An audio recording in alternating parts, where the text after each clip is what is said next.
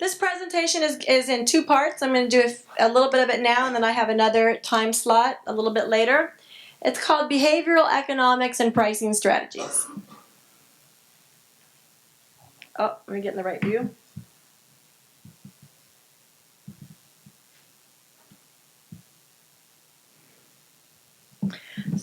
So the SBA defines a small business as one with 500 employees or less. So is there anybody in here who has more than 500 employees?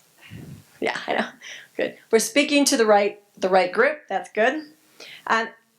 There are 28 million small businesses in the United States. So we may be a small business, us in this group, but you know what? I think we're pretty mighty. I would suspect that quite a few of us fall into that 4% category up there in the purple that are making a little bit of dollars, maybe $1 million a year in revenue. So we should be proud as an industry. There is some money available in this industry, even though we're a small business. At the same time, how come 96% of the small businesses in the United States are not making $1 million? And the answer, I think, is simple. Very, very few small businesses have concepts or business models or leadership models that can evolve into a high-growth, high-profit enterprise. And the same systems, and those in the room who have built up to from 100,000 to 1 million, and some are approaching much higher numbers, the same systems that got you to your first 100,000 will not take you to your first million, and the same systems that you built your company on to get you to $1 million will not take you to $10 million.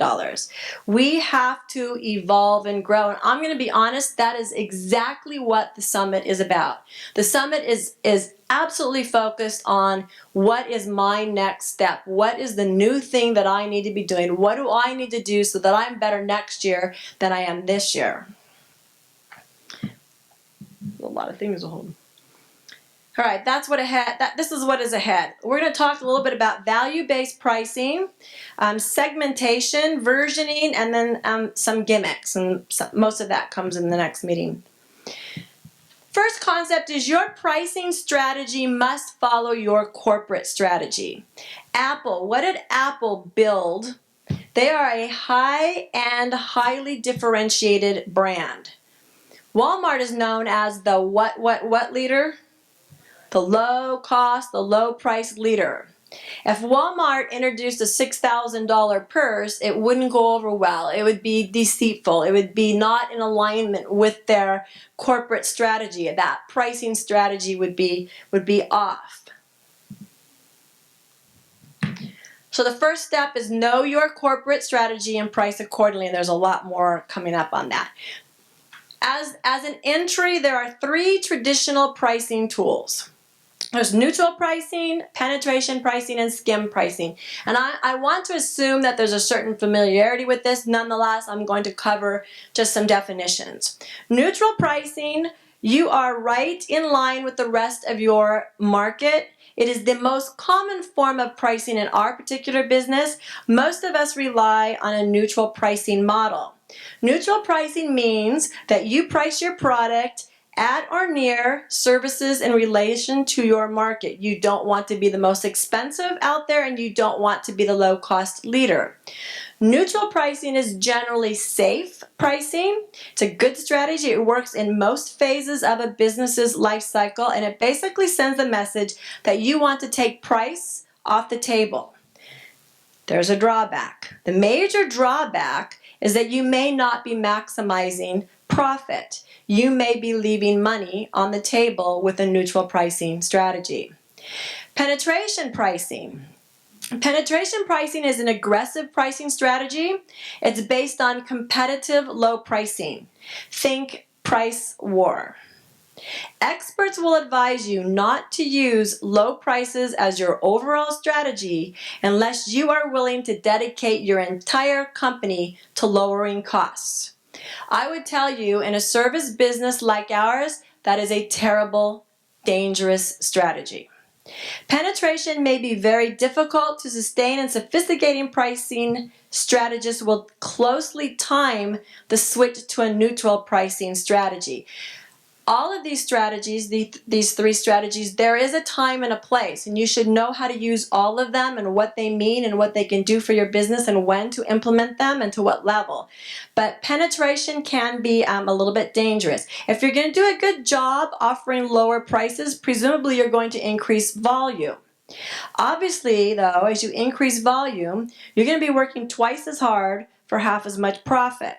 In a calculated sense, that's the way to build customer base. And if that's part of your strategy and you're timing it, then that is great. I have toyed and was fortunate with some penetration pricing strategies. I would never do it unless I knew I could win. And it worked. But as a general concept, it's not who CalElite is. In a mature market, most market leaders will ignore the new entry that comes in with much lower prices. I have someone who just came into my market, a gymnastics competitor, a big gymnastics competitor, 6.6 miles away, was not invited to the summit, and coming in strong with penetration pricing. I'm going to ignore it. But if the pendulum shifts and the newcomer starts to get too much of the market share, that market leader will respond or can respond. And a market leader, one way or the other, is not going to let a competitor get too much of the market share. So in one way or another, they're going to choose to compete. Price wars as an industry, we need to be educated about this. Price wars simply start an endless process of useless competition that destroy both companies' profit margins. It's bad business. It's bad business to have a dummy competitor out there who's going to lower prices and put the whole industry in jeopardy. So I always encourage, unless it's a really strategic, limited game that you're playing, let's not deflate the value of what we do in our business by engaging in price wars. Do not use low prices as your overall strategy unless you're willing to dedicate your entire company to lowering costs. That's hard to do in a business where you need to serve people well. Skimming is the opposite of penetration pricing. The skim strategy sets prices high to skim the top segment of the market who are not price sensitive. Skim pricing is commonly used to launch new products where there's not a lot of competition, especially if the company already has an established presence. Apple, for example, comes out with new models. They charged $599 for the first iPhone in 2007, and then a few months later brought it down to $399. Big screen TVs, when they entered the market, they were $1 million, and now there are rows of them at Costco. Now, skimming works when you really are the best of the best and you're in a market that has enough customers who are not price sensitive. Skimming allows you to work less for more money, which has been one of Georgette and one of our mottos for a long time. We want to work less for more money. Nothing wrong with that. At least for the most part, that works. Now, what happens when you are a skim leader? If you are going to be a skim price leader, your quality needs to be really high. Is it cheap to deliver high quality? Usually not. But there aren't too many financial experts who don't like a successful skim pricing model. So the rule, skimming as a market strategy works best when you have a monopolistic, you're a dominant, maybe there's not a lot of competition, you have that kind of a position, and you're maybe the only game in town. And then last reminder before I leave that, whatever strategy you use, and these are just three, make sure it's in alignment with your corporate strategy and who you are and what your culture is. Now, a sophisticated pricing strategy is going to have a variety of pricing techniques and tools in their pricing toolbox. And a lot of, I'm barely starting to learn this. And a lot of what I learned by making mistakes, as Jeff said. And at least I learned from my mistakes. And so I'm perfectly happy to share my muck-ups with you. In 2009, we introduced a new academic preschool program, and we priced it at the high end of the market. And we did that because we were high in gymnastics, we were high in swim, and that is who we were. We are an expensive operation, and we're priced high in our market. Sometimes I'm the highest, and sometimes I'm close to the highest. I had a limited number of preschool spots, 60, and I figured we needed to maximize the profit that we could garner from each enrollment. So our overall pricing strategy for that newly launched program, which is another reason you might be able to go high, was high-end pricing. Well, we missed the target. 9 months later, we still had 6 students enrolled. What I didn't anticipate was a recession. What I didn't understand was the cyclical nature of preschool enrollment. And I didn't think the city would tell me that I couldn't enroll anybody for 6 months. That's why it became 9 months, as we got into a little fight. I will share that I got into a little fight with the city, and they cut me off for 6 months. So here I was sitting on my first 9 students enrolled, all the payroll associated with, and the city said, until we solve this, you can't enroll 1 more student. So guess I was pretty glad at least I got those in at a higher price. The recession hit. The other thing I didn't quite understand is just because we had good credibility in gymnastics and dance and swimming did not mean that we had good recognition in an academic arena. So that was a tough sell for us. We had to earn our way, and we backpedaled on that. After a little while, we decided it was a recession. We repackaged it as a service to our customers. We aimed at the parent that was going back to work, and we lowered our prices. I needed to build the customer base, and so that was a lesson learned for me. The same thing happened back in 2004 when we introduced our swim program.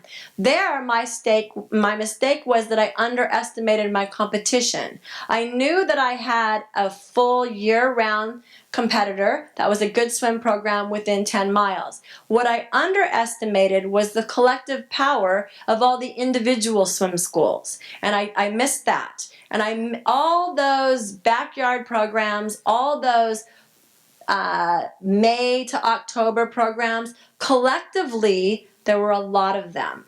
And they were well established. And just because we were Cal Elite did not mean that we were going to come in and swoop away all that competition, all that quiet backyard competition. So we came in too high, a little too lofty with our opening prices on our swim program. So we restructured it a bit, and we came in at a neutral pricing, and our goal was to take price off the table and focus on offering a real quality swim program. And since then, we're quite happy with our swim operations. All right, so we've covered the 3 traditional pricing tools, and they're very, very important. And as I said, you should be using all of these at some point in your business. Now let's talk about strategy. We are a unique industry. We are not in the commodity business. If you research pricing, most of the research and information on pricing is aimed at people who manufacture products or they're in the retail. So it's a challenge for us. We're in a little different situation. We don't manufacture anything. We don't mine for anything. We don't generate energy. We don't transport goods. We serve children. And then on top of that, we serve this really unique thing that goes with the child, which is the mother or the parent. It is a service business, and it's a unique service business.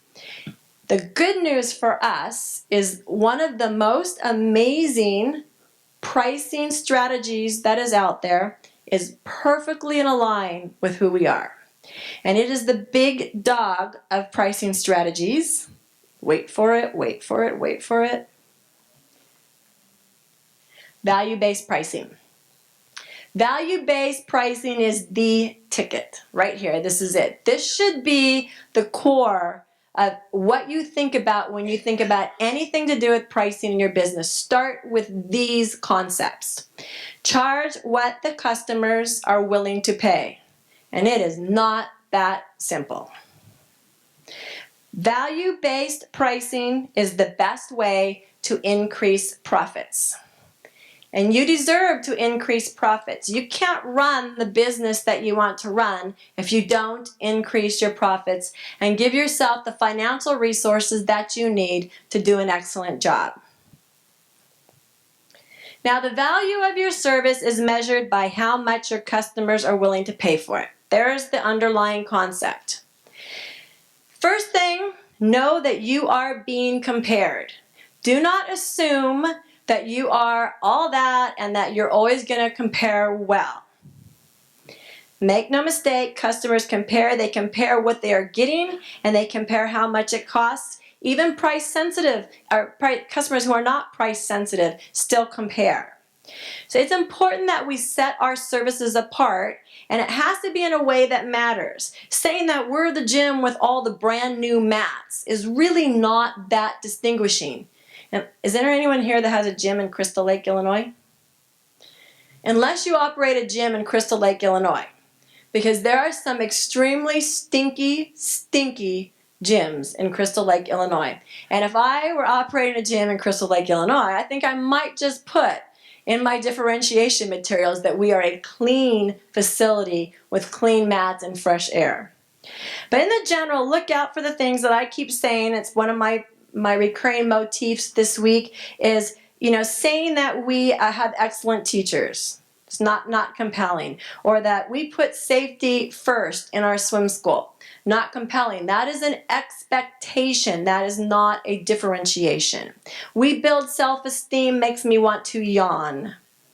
You might as well just say we're a gymnastics club. So what differentiates you? A little better would be to say, in the comparative market that we're in, we've trained more national champions than any other gym in the state. A parent might care about that. It's specific. I'm not in a competitive arena, but there are parents out there who are, and that might be compelling. You know your market. Does that work? Our curriculum is designed by a team of professional athletes, physical education experts, child pediatric therapists, and professional youth coaches. I would say I'll take a look at that curriculum. That was a little different than we have fun curriculum. Our facility is cleaned every night by a professional cleaning crew using non-toxic cleaning products. There are some people who that is the right message for them. We have ample parking for you and your family. Beverly Hills, would that be distinguishing? San Francisco, would that be distinguishing? New York City, that would be distinguishing. Our facility is completely air conditioned. I have a competitor who uses that, and he knows that we are not completely air conditioning, and it makes me nervous every time I see that literature going out. Parents are welcome to enjoy classes in our viewing area. For facilities, especially dance studios, that do not allow parent viewing, that's one of the first things we decided to put into our dance program. We knew it would differentiate us from the competition. As you work toward building a value-based business where you can institute value-based pricing, you have to differentiate yourself. So how do you create that value? First point, it needs to be real value. Real value, honest value, that is what is sustaining. And you create real value by improving your product and services, by adding new benefits, by improving your quality, by offering better customer service, and by operating with better policies. You need real, honest value in order to sustain the pricing that you want to go for. Perceived value. This is not a trick, it's just a different term. Perceived value, people won't know about your real value unless you communicate it. And anything that is communicated needs to be an honest reflection of the real value, or customers are going to feel deceived and they're going to fall away and they're going to be resentful. Here's where high pricing for the sake of influencing perceived value can and will backfire. There is a time and a place for saying, I'm going to price my product high, because I know people look at 3 bottles of shampoo and they pick the highest one because they're going to think it's better. That's going to make me look better. What do you think? What's going to happen the first time they come to a lesson? You have crap lessons and you just charge them the most in town. That is deceitful. So we have to make sure that the perceived value that we put out there is reflective of our honest, true value.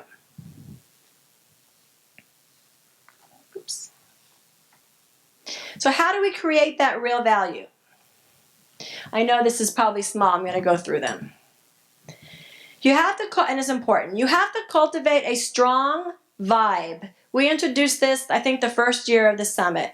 Your vibe is an updated term for culture. Culture, I love the word culture, but to me, culture has an internal feeling to it, whereas vibe resonates out. So it's the new term for culture, where your culture is actually hitting, reaching, and being received by everybody around you. They know who you are because they feel the vibe when they walk in and they interact with your people. So it starts with a strong, influential vibe. People walk out of your facility more like you, talking like you, happy like you, and their children are influenced by you.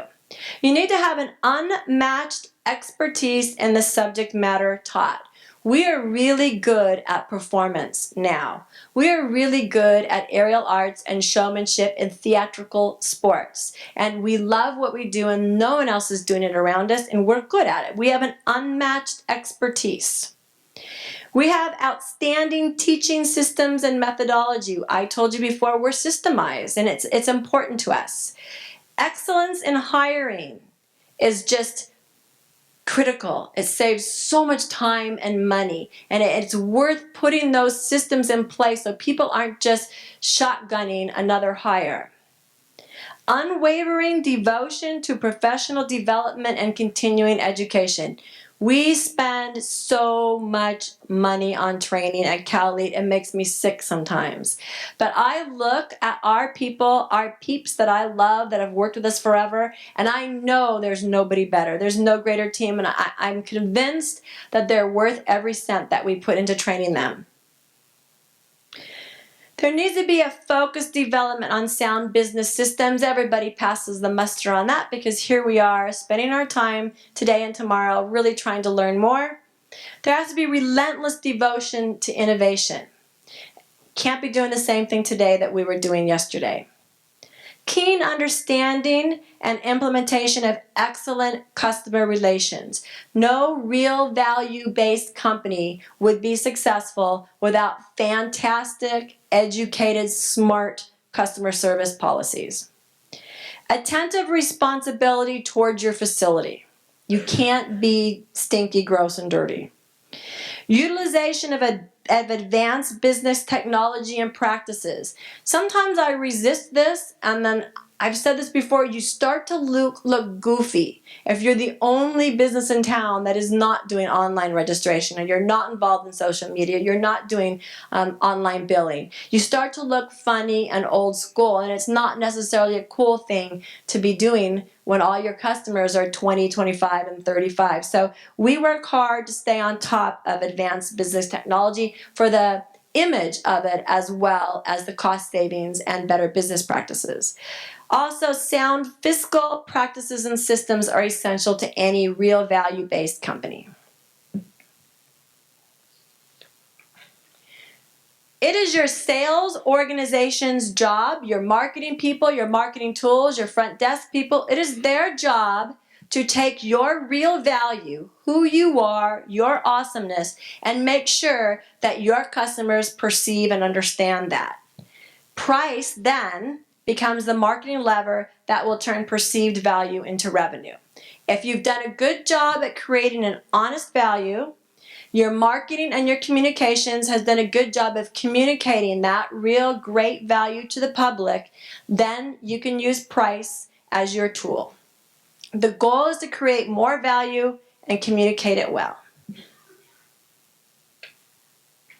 So how much will you pay?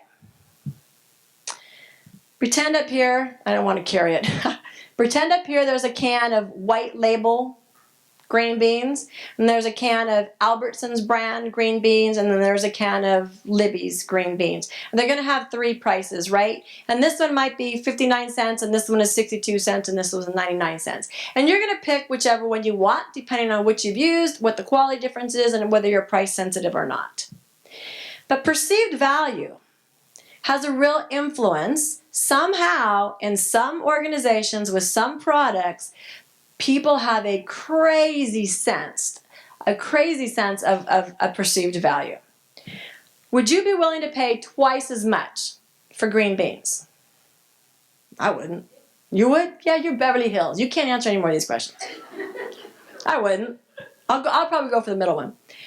What in the world would someone be willing to pay 2,000 times as much?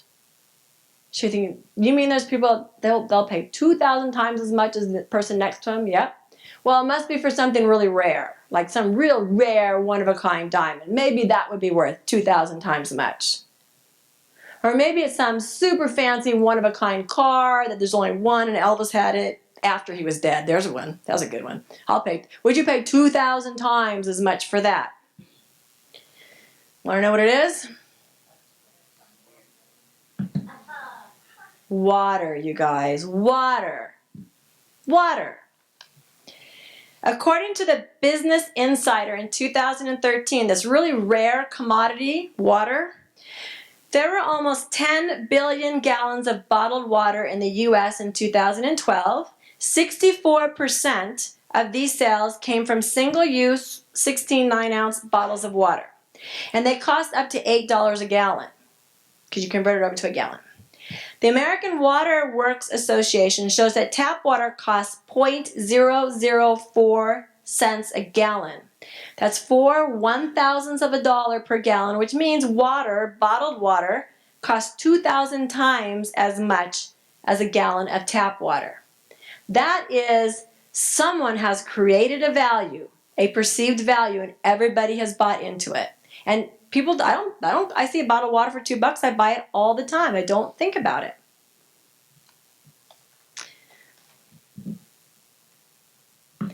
The good news, as you study, compare, and differentiate, as you really start working on developing a smart pricing strategy, you will find areas where you can create more value. I'm not advocating that you can charge 2,000 times more than the person next to you, but you can create a perceived value of your offerings that people will look at your company and what you do and say, I'll pay it. I'll pay it. It's worth it. The real value is there, and you have given me a reason to perceive and understand that real value.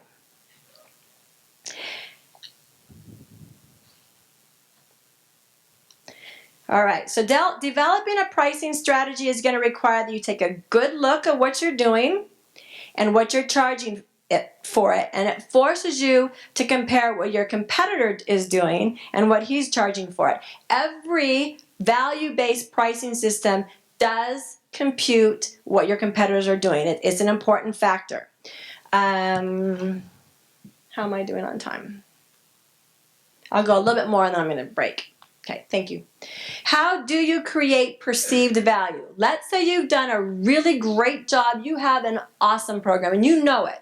You know that your swim classes are strong, your teachers are awesome, your facility is sparkling, people love you, you know you're doing a good job. Now, how can I get new customers to understand that? What do I need to do to create a stronger perceived value out there so that I can get some new people in the door? First of all, work on your brand. And Anne, raise your hand, Anne. Anne's giving a whole presentation on your brand, and it's awesome. She's smart and wonderful, and I'm actually very much looking forward to that. No pressure at all. Working on your brand is absolutely critical to being able to create perceived value. You want people to know who you don't want people to say, so wait, what are you, Cal-Elite? Where's that at? I feel like kicking someone when they say that. And you don't know, it's just insulting to me. And it'd be my problem. Well, we've lived here for 15 years, where are you at? We're on the corner of Antonio and Presa. Oh, I live right down on Antonio. I'm like, what are you, blind? Have you not driven by my building like a million times? And it's insulting and terrible. But you know what? When I run across those people, that tells me somehow that ding-dong, I did not communicate to him. He doesn't understand the perceived value, doesn't know about us. My brand hasn't infiltrated as far as I assume it has. Educate your sales force. Doesn't do any good if you and your office have a really clear and keen understanding of your brand and your value and your perceived value. If you don't get your front line better at it than you are, it's not going to go anywhere. Remember that every touch must create value. I have a presentation ready for the next summit, and it's going to be called Mind the Gap. And it's about gaps in our seamless service where there's just a mistake. Everybody, every step, every touch at Cal Elite needs to be spot on. Because we know we could do 30 wonderful things and one person mucks it up on one day out of 52 and all that goodwill just went out the window. So every touch must create value. And it's not just about let's not make a mistake. It's about let's add value to the interaction today. Influence the pricing. This is in the second half. We'll be talking about anchoring some really fun, interesting things about gimmicks and tricks with pricing, and I found it really interesting. So you can influence the pricing with how you phrase it, how you time it, what you say before and after it, and some of the language that you use. There's little tricks like how many syllables you use to communicate your price. Did you know they don't want to see a number that's written out 1,400.99? You can simplify that and the customer perceives that as being a more palatable price. So we'll talk about some of those gimmicks. Lastly, know your competitor's math. If your competitor is out there offering 20 minutes and you're offering 30 minutes, it's going to be hard to compare prices. You're going to lose that price competition unless you communicate that to your customers. At some point you need to communicate, yes, they are less expensive than us. However, they have 20-minute lessons and we have 30-minute lessons. So if we're talking about price, let's add up those minutes. Maybe on the other hand, you do 20-minute lessons and you like it and you think it's a good lesson, but you realize your competitor is doing 30 and it's hurting you because you have customers that are asking for those 30 minutes. You don't have to give up your 20-minute lesson. Maybe you want to add a 30-minute option. We've learned a lot in our pricing structures that options are one of the best things that you can do. I would definitely advocate do not get locked into a little niche. We do 30-minute lessons. All of our lessons have 4 kids. We operate Sunday through Sunday. We don't do lessons before night. Don't do that. There's people out there, a little market. Why would you want your competitor to have them? It might not be your specialty, but is it in your wheelhouse? Absolutely. So I'm going to encourage you in the second half, know your competitor's math and know how you are different and know how you can capitalize on it. At the same time, don't give them everything they have just because they're different than you. You can compete. Okay, I'm going to stop now and I'm going to finish my second half when it's my time again.